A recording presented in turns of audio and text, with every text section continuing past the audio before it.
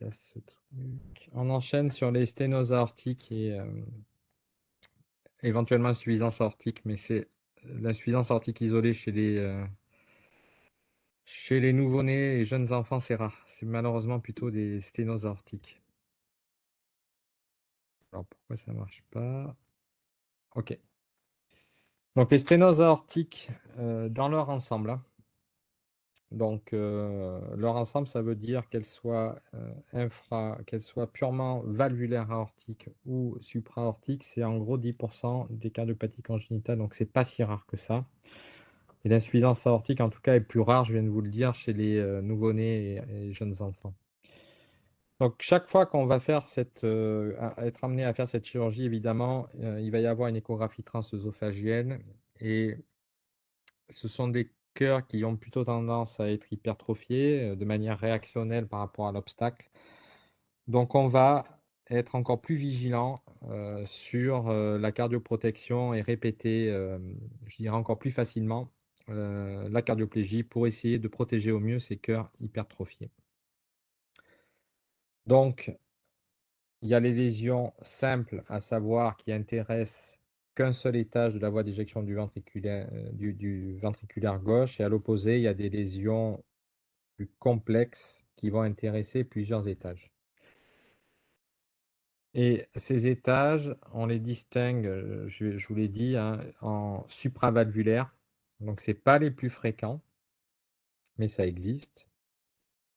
En obstacles qui vont être plutôt valvulaires. Alors, c'est évidemment les plus fréquents, hein, la maladie de la valve aortique. Et il y a les obstacles sous-valvulaires qui sont, en termes de fréquence, entre les deux précédents. Et évidemment, dans les lésions complexes, on peut avoir une association d'obstacles à plusieurs niveaux et parfois aux 3 niveaux. Donc, quand on parle d'obstacles supravalvulaires, donc les cardiologues vous ont fait le cours tout à l'heure, donc je ne vais pas revenir sur les étiologies, et cetera.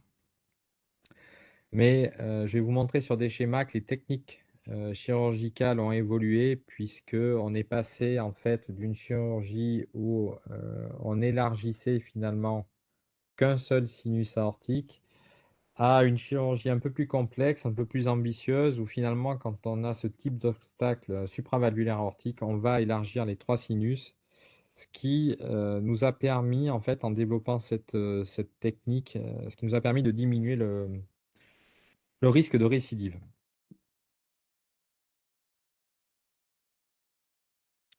Donc, première technique décrite, alors c'est une des premières lésions qui a été opérée en chirurgie cardiaque, hein, il y a très longtemps, c'est les années 65. Donc vous avez cet obstacle, assez classique, hein, supravalvulaire aortique en sablier, et initialement l'idée c'était, d'élargir au-dessus et en dessous de l'obstacle, mais en élargissant uniquement, le sinus valvulaire aortique le moins à risque, à savoir le sinus non coronaire. Et ça pouvait être associé, éventuellement à une résection relativement prudente de la zone fibrosée qui, générait l'obstacle. Et ensuite, on mettait, comme vous le voyez ici, un patch d'élargissement, simple.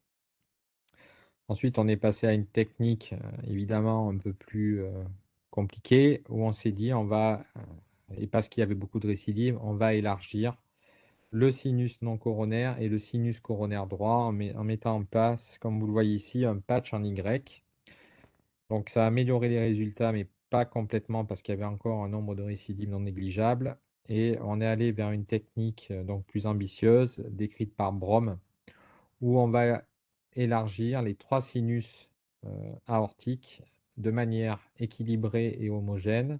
Donc vous avez ici l'incision du sinus non coronaire. On va également ouvrir le sinus coronaire droit, mais également le sinus coronaire gauche, et on va mettre en place 3 patchs triangulaires comme vous le voyez ici, qui sont soit du péricarde d'origine animale, hétérologue, soit des patchs en Gore-Tex. Ce qui va donc permettre d'avoir une réparation beaucoup plus homogène, équilibrée, et le risque de récidive, si la technique est bien faite, est exceptionnel. Pour autant, les cardiologues vous l'ont dit, dans ce type de sténose, supravalvulaire, on craint un certain nombre de problèmes et pour pouvoir, checker ces problèmes, très, très généralement, on va demander un angioscanner pour, s'assurer que le rétrécissement est localisé, à la portion supravalvulaire aortique et non pas étendu, notamment à la crosse de l'aorte, au tronc supraaortique ou encore plus loin au niveau de l'aorte thoracique descendante. Il peut y avoir également un certain nombre d'atteintes coronaires, alors qui sont plus difficiles à mettre en évidence lors du bilan paraclinique, mais qu'on peut suspecter parfois sur, une simple analyse, de l'électrocardiogramme ou sur une analyse des flux coronaires à l'échographie.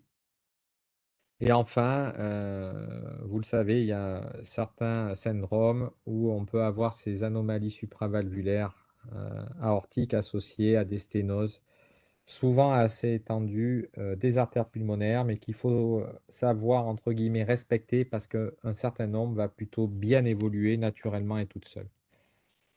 Donc vous avez, ce cas où on va avoir une sténose, extrêmement diffuse et étendue et qui ne va plus malheureusement rester au niveau supravalvulaire et dans des cas comme ça, il va falloir être capable, outre le fait de réaliser une intervention de Bromm, on va être amené à réaliser un élargissement beaucoup plus étendu de l'aorte ascendante, de la crosse de l'aorte et éventuellement du départ des troncs supraortiques, en sachant que ce patch-là, on peut être même amené à descendre encore plus loin au niveau de l'aorte thoracique descendante. Bon, ce qu'il y a de sûr, c'est qu'en termes de circulation extracorporelle et de chirurgie, ça va pas être la même chose puisque on va être amené à réaliser ces interventions en hypothermie, souvent, hypothermie assez nette, tout en essayant de mettre en place une perfusion cérébrale sélective. Voilà, vous avez ce cas-là où, l'extension, de l'élargissement est allée, relativement loin sur l'aorte thoracique descendante. Alors quant au niveau de l'atteinte coronaire, alors dans ces formes, il faut toujours y penser, ça peut arriver et vous allez voir qu'il y a 3 types d'atteinte coronaire. Le premier type finalement, c'est, une sténose, qui est relativement courte, mais qui est bien présente, à l'origine, du tronc coronaire gauche.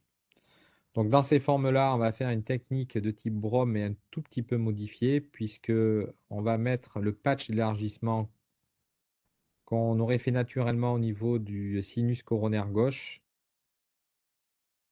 Au lieu de le faire juste à côté de la coronaire, eh bien cette fois-ci, on va venir élargir le tronc coronaire gauche et c'est finalement ce patch d'élargissement coronaire gauche, bien qui va venir élargir le sinus coronaire gauche. Donc c'est relativement rare, il faut savoir y penser et quand ça arrive, le traitement, je dirais relativement simple, c'est, patch d'élargissement du tronc coronaire gauche. Donc vous avez ici exactement le même type avec, la réalisation technique, qu'on peut être amené à mettre en place, de ce type de patch. Dans le type 2, on a, on s'en rend compte de temps en temps, hein, on a un obstacle coronaire qui est lié au fait qu'une des valvules va venir adhérer en fait à la fibrose qui engendre la sténose supravalvulaire aortique. Il y a une sorte d'accolement du feuillet valvulaire à cet épaississement pariétal, comme vous le voyez ici. Donc là, évidemment, le but, ça va pas être de mettre un patch sur le tronc parce que ça ne réglerait pas le problème, mais simplement de détacher très prudemment le bord libre valvulaire de cette fibrose, ce qui va permettre de réouvrir le passage naturel vers le tronc coronaire. Et ensuite, on fait notre technique classique d'élargissement à 3 feuillets de type Bromm. Et vous avez le dernier type, le type 3, alors qui est la forme la plus embêtante, mais qui est heureusement quand même la plus exceptionnelle. C'est ces sténoses extrêmement longues et étendues du tronc coronaire gauche, où réaliser un patch d'élargissement paraît impossible, puisque ça reviendrait quasiment à aller sur l'interventriculaire antérieur et ça ne fonctionnerait pas, le patch serait trop long. Donc dans des cas comme ça, on réalise notre technique de Bromm pour, régler le problème de l'obstacle supravalvulaire et on rajoute le plus souvent un pontage coronaire. Et idéalement, vu l'âge des enfants, c'est plutôt des pontages avec l'artère mammaire interne. Donc, lésion entre guillemets qui intéresse un seul étage, supravalvulaire, on vient de le voir. Les techniques décrites ont évolué, on est sur le brome. Attention aux anomalies coronaires, il y a des solutions techniques adaptées à chaque sténose.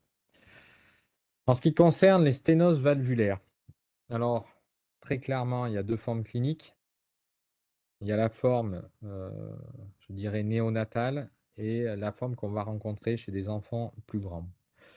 En sachant que, en ce qui concerne les formes néonatales, c'est les formes les plus compliquées parce qu'évidemment, on parle d'enfants, qui sont les plus petits et en cas d'échec de traitement, les solutions pour pallier l'échec restent, compliquées. On ne va pas implanter une valve fournie par l'industrie chez un nouveau-né, évidemment.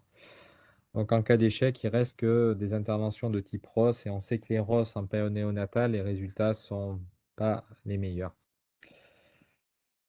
Quoi qu'il en soit, 2 stratégies possibles, en cas de sténose aortique critique néonatale. Soit en gros on opère, soit sinon on dilate par voie percutanée.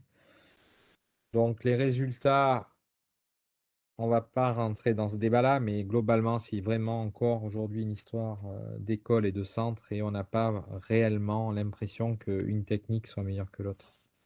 En tout cas, si on doit faire de la chirurgie, les bases chirurgicales restent, assez classiques et décrites depuis longtemps, à savoir, on va essayer de désépaissir, le bord libre des valvules qui sont souvent extrêmement épaissies. Il y a souvent fusion d'une commissure, donc on va ouvrir les commissures. Et ensuite, il y a des techniques qui ont été apportées plus récemment, d'extension de valvules en péricarde, etc. Globalement, voilà comment ça peut se présenter. Vous avez des formes comme celle-là où on a une valve bicuspide avec deux commissures relativement équilibrées et on a une fusion valvulaire près de chaque commissure. L'idée, ça va être d'ouvrir les deux commissures de façon à augmenter la surface utile d'éjection, mais ça peut intéresser également des valves tricuspides. Donc, dans la même idée, on va ouvrir les valvules jusqu'aux commissures. Il y a des formes qui sont unicuspides où on va devoir ouvrir que sur une commissure et tout un tas de variantes possibles. Donc, un schéma assez classique, hein, on ouvre la commissure, on désépaissit la valvule pour essayer de redonner du jeu et de l'amplitude au tissu valvulaire. Et vous avez ici le cas d'une valve unicuspide où clairement il n'y a qu'une seule commissure qui fonctionne. L'autre ne fonctionne pas, on ne peut pas le voir sur ce schéma parce qu'elle n'a pas de hauteur, hein. Vous savez qu'une commissure, c'est relativement étendue. Là, elle est située près de l'anneau valvulaire, donc on ne peut pas considérer ça comme une commissure. Donc la seule solution, la seule possibilité d'ouvrir, c'est vers une seule commissure. C'est ce qu'on appelle une valve unicuspide. Et des techniques donc, qui sont un peu plus récentes, hein, où on peut être amené dans des cas comme ça de valve bicuspide, mais où les commissures et la fausse commissure sont quasiment d'une orientation presque normale, c'est-à-dire à 120 degrés. C'est-à-dire qu'on est très proche finalement d'une valve tricuspide, hein. Donc l'idée, c'est de se servir de de ce faux rafet, je dirais, qui existe dans les valves bicuspides. On va l'ouvrir et on va recréer une commissure à l'aide de péricarde autologue ou hétérologue. Donc ça peut se faire, ça peut fonctionner. Évidemment, c'est très compliqué à faire en période néonatale. C'est assez facile à faire chez les enfants. La durabilité de ce type de montage est liée à, un, la croissance de l'enfant et deux, l'évolution du péricarde qui reste relativement médiocre chez les enfants. Péricarde qui soit d'origine animale ou qui soit, entre guillemets, son propre péricarde, mais dès l'instant où il est tanné, ça reste malheureusement un tissu qui n'est plus vivant.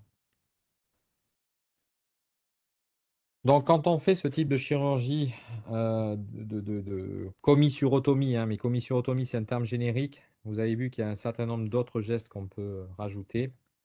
Mais c'est également vrai de toute façon quand on va faire une dilatation de valve par voie percutanée. Le but, c'est d'ouvrir la valve, mais de créer une insuffisance aortique minimale, voire de ne pas créer d'insuffisance aortique. Et que quand bien même on ouvre la valve, c'est déjà pas mal, reste la taille de l'anneau aortique. Parfois, les anneaux aortiques sont vraiment limites. Et là-dessus, on ne va pas pouvoir jouer, hein. Il n'y a aucune technique euh, réellement décrite aujourd'hui qui permette d'ouvrir l'anneau aortique sans créer de fuite valvulaire aortique. En tout cas, en période néonatale et chez les plus jeunes enfants. Les sténoses sous-valvulaires. Donc, les sténoses sous-valvulaires, donc il y a différentes formes, évidemment. Il y a différentes causes à ces sténoses sous-valvulaires. Ben, vous avez ce qu'il y a de plus classique, à savoir la membrane fibreuse qui va être relativement isolée, qui est liée très certainement à des anomalies anatomiques, souvent assez minimes, mais qui entraînent des perturbations du flux sanguin qui va générer cette membrane. Il y a d'autres causes possibles, hein, évidemment, mais on ne sait pas trop exactement encore pourquoi les membranes se forment. Il peut y avoir des anomalies d'attache du tissu sous-valvulaire mitral, avec notamment des attaches anormales au septum interventriculaire. Sans parler de l'hypertrophie myocardique native ou réactionnelle euh, aux différentes causes précédentes que je viens de vous citer.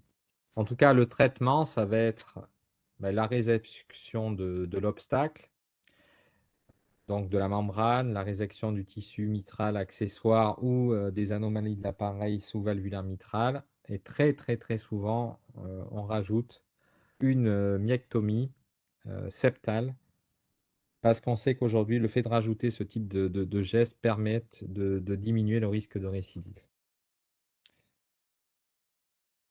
Donc ça va être, je dirais, des formes de sténose sous-valvulaire, mais qui sont assez localisées. Donc vous avez le cas typique, excusez-moi, de la membrane sous-valvulaire aortique. Donc ça se fait sous CEC par voie transaortique. Et on va ouvrir l'aorte ascendante près des sinus de Valsalva. On va soulever délicatement les valvules aortiques et on voit apparaître la membrane fibreuse qu'on peut enlever la plupart du temps d'un seul tenant.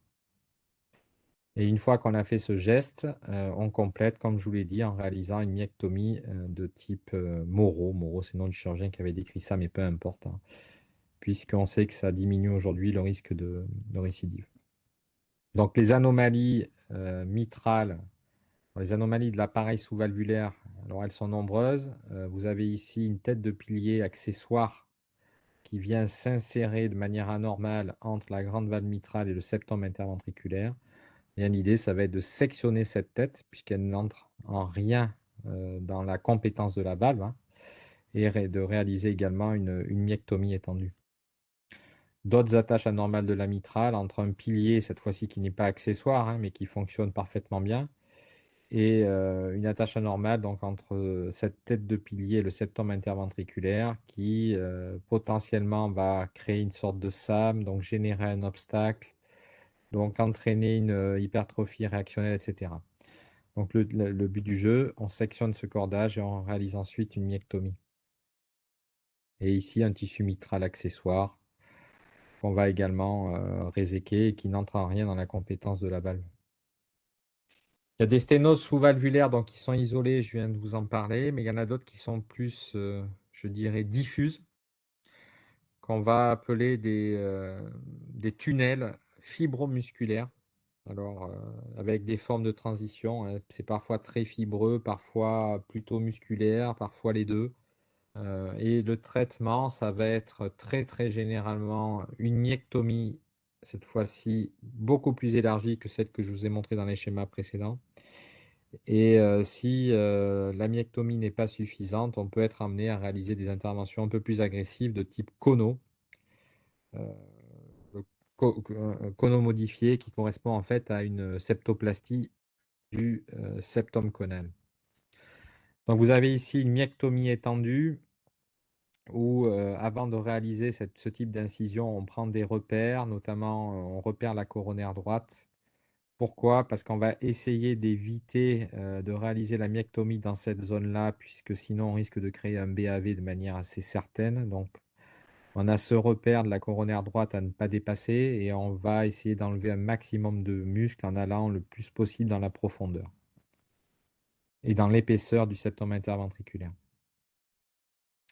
Donc, vous avez ici, les formes, localisées, diffuses, mais, il y a un continuum dans la maladie, hein, bien entendu et on a du mal parfois à dire si c'est une forme localisée étendue, c'est qu'une histoire de définition, de mots anatomiques, mais dans les faits, les techniques s'adaptent à ce qu'on rencontre, hein.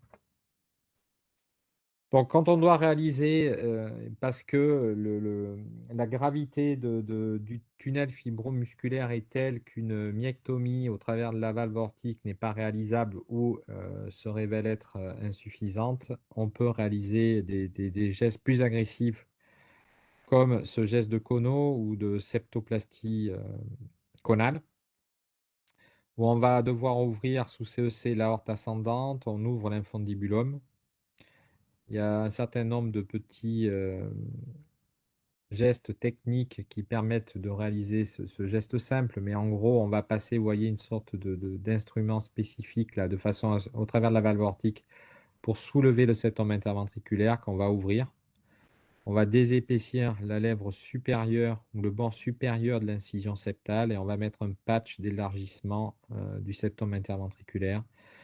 Et ensuite, on referme l'incision aortique, l'incision infundibulaire, soit directement, soit en remettant un patch. Et ça, ce sont des gestes agressifs, certes, mais qui permettent de lever des obstacles sous-valvulaires aortiques très étendus et qui peuvent même être appliqués à certains cas de myocardiopathie hypertrophique obstructif asymétrique. Ça marche très bien, mais évidemment, il y a un certain nombre de complications dont on reparlera un petit peu plus loin. Heu et ces complications, globalement, ça peut être évidemment le BAV post-opératoire, ça vous vous en doutez, hein. Si on a un risque de BAV quand on fait une myectomie simple, le risque quand on fait un cono, le risque de BAV est bien augmenté. Il y a des risques coronaires, notamment, la première septale, forcément qu'on va sectionner et donc ça peut créer des infarctus septaux, mais qui sont généralement relativement bien tolérés. Il peut y avoir des risques de CIV iatrogène puisque quand on va, refermer cette incision septale qui est relativement longue avec un patch, on peut avoir des CIV en bordure de patch ou à distance d'ailleurs, hein. Moi, ça m'est arrivé une fois où j'ai une CIV qui est apparue, 1 mois après la chirurgie à la pointe de l'incision septale et je pense que j'en suis sûr d'ailleurs, c'est lié au fait justement d'avoir, entre guillemets, détruit la première coronaire septale qui a entraîné un infarctus ici, des remaniements, ce qui a recréé une CIV de pointe en fait et qu'on a résolu en réopérant. Et l'autre risque évidemment, c'est le risque de lésion de la valve aortique puisque vous le voyez ici, là, vous avez, un instrument passé dans la racine aortique au travers de la valve qui soulève le septum. Le fait de remonter l'incision septale, on se rapproche parfois très, très près de la valve aortique. Ce qui peut entraîner, si on est trop près, une fuite valvulaire aortique. Donc, geste qui est très efficace, mais qui est relativement risqué. Donc vous avez vu qu'il y a des lésions isolées et évidemment, ces lésions peuvent se mixer entre elles et intéresser plusieurs étages et parfois les 3 étages. Et que le traitement chirurgical est possible et en fait, il est adapté, eh beh, au nombre d'étages qui sont, je dirais, intéressés par, le rétrécissement. Ça peut aller d'interventions de Ross simples quand on a, par exemple, une atteinte supravalvulaire aortique associée à une atteinte valvulaire aortique, avec cependant un anneau aortique de taille normale. Par contre, quand on a un anneau aortique, hypoplasique, il faut faire des gestes plus complexes d'élargissement de l'anneau et c'est là où on va pouvoir proposer des gestes de type Ross-Cono ou de type, Cono associé à un remplacement de valve. Donc on va parler de Cono, valve mécanique ou biologique, mais comme on est chez l'enfant ou les jeunes ados, ça sera plutôt, la mise en place d'une valve mécanique. Donc vous avez ici ce schéma assez classique d'intervention de Ross, donc je ne vais pas revenir dessus, mais on prélève l'autogreffe pulmonaire. Donc l'aorte ascendante est totalement enlevée, les coronaires sont disséqués et libérés, l'anneau, pas l'anneau, mais la valve aortique a été enlevée et on va venir donc utiliser l'autogreffe pulmonaire. On va la mettre en position aortique en réimplantant les artères coronaires et pour, rétablir la continuité entre le ventricule droit et les artères pulmonaires, on implante le plus souvent, quand on a à disposition, une homogreffe pulmonaire. Quand on a une atteinte des 3 étages, donc une des solutions, ça va être une des solutions, il y en a une autre, hein, ça va être de réaliser donc, bien je dirais, l'ouverture, de l'anneau aortique en réalisant l'intervention de Kono. C'est-à-dire qu'on va prolonger cette incision de l'anneau aortique en ouvrant le septum interventriculaire et ensuite on va venir refermer ce septum interventriculaire à l'aide, d'un patch en Dacron, ce qui va élargir l'anneau aortique et donc permettre, si c'est l'objectif en tout cas, d'implanter une valve aortique de diamètre assez conséquent. On referme l'aorte ascendante, donc on est bien d'accord que l'étage sous-valvulaire aortique a été agrandi, l'anneau aortique a été agrandi et l'aorte ascendante a été également agrandie. Et ensuite, il faut rétablir évidemment, pour refermer, je dirais, l'infundibulum qui a été ouvert pour réaliser tout ça et ça se fait généralement à l'aide d'un patch péricardique. L'autre solution, je dirais plus extrême, mais qui est, je dirais assez fréquemment quand même utilisée chez les enfants, parce que ça évite la valve mécanique, c'est le Roscono. Donc voilà, il ne reste plus grand-chose, au niveau de la sortie du cœur, hein, puisque l'anneau il n'y a plus de valve aortique. L'anneau aortique a été ouvert au niveau du septum interventriculaire. L'autogreffe pulmonaire est prélevée, donc on a une voie de sortie ventriculaire droite qu'on va devoir combler.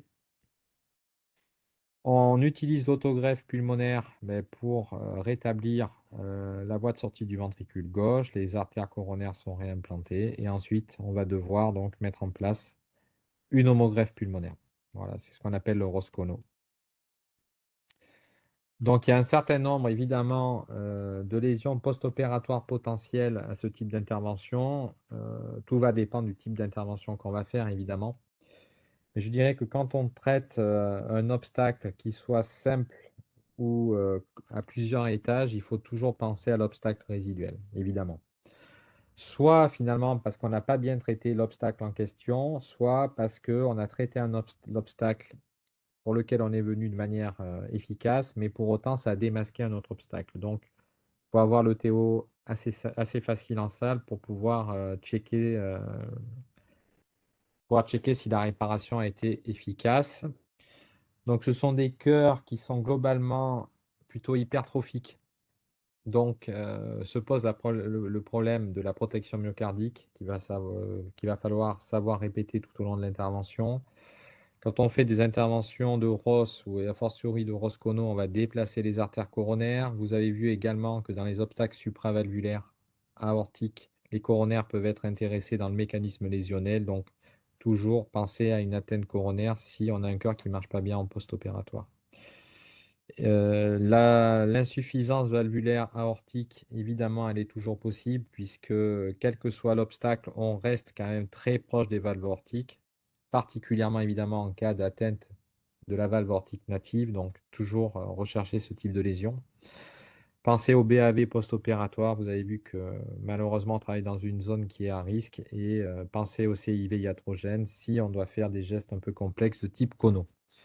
Voilà ce que je voulais vous dire en ce qui concerne la chirurgie, des, sténoses aortiques. Est-ce que vous avez des questions?